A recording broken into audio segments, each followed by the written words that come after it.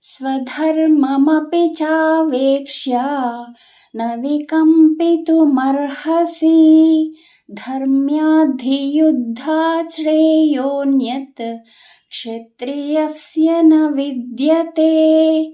यदृच्छया चोपपन्नं स्वर्गद्वारमपावृतं सुखिनः क्षत्रियाः पार्थ लभन्ते युद्धमीदृशम्।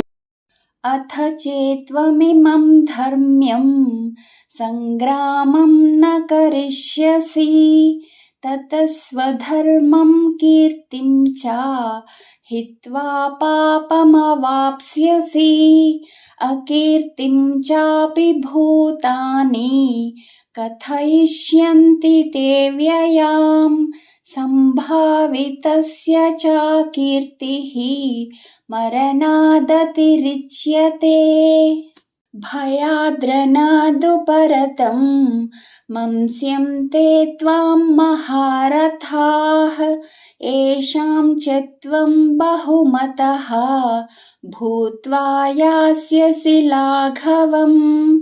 अवाच्यवादांश्च बहून् वदिष्यन्ति तवाहिताः निन्दन्तस्तव सामर्थ्यं ततो दुःखतरं नु किम्। हतो वा प्राप्स्यसि स्वर्गं जित्वा वा भोक्ष्यसे महीम्।